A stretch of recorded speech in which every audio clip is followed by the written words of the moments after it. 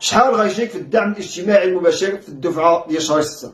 المهم اخوتي كما كتعرفوا الى حد الساعه باقي يعني ما كايناش شي زياده. حنا غنعملوا عمليه حسابيه لحساب يعني الدعم بدون زياده. كما كتعرفوا 200 درهم على كل طفل. اذا عندك 3 ديال الاطفال غتستافد 600 درهم، ولكن الناس اللي عندهم اقل من 3 ديال الاطفال هادو ميمكنش يستافدوا اقل من 500 درهم.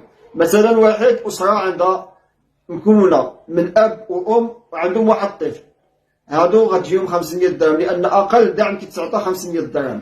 ولكن اذا كانوا عندك مثلا 3 ديال الاطفال غتجيك 600 درهم. وكاين الناس اللي عندهم 4 ولا 5 ديال الاطفال. الناس اللي عندهم اكثر من 3 ديال الاطفال غيستافدوا على الثلاثه الاوائل 200 درهم للطفل، وفوق 3 غتزيد عليها 36 درهم. المهم اخوتي باش تعمل عمليه حسابيه 200 درهم للطفل، وغادي ناكد على واحد النقطه، 200 درهم للطفل المتمدرس. اذا كان كيقرا في المدرسه غتستافد عليه 200 درهم، يعني كان في السن تمدرس ومسجلوا معك متمدرس هذا غتستافد عليه 200 درهم. اذا كان باقي ما وصلش لسن التمدرس غتستافد عليه 200 درهم. ولكن اذا كان وصل سن التمدرس وما كيقراش هذا غتستافد عليه 150 درهم. فلذلك بزاف ديال الناس كيجيهم الدعم ناقص، كيكونوا الابناء ديالهم اما ما كيقراوش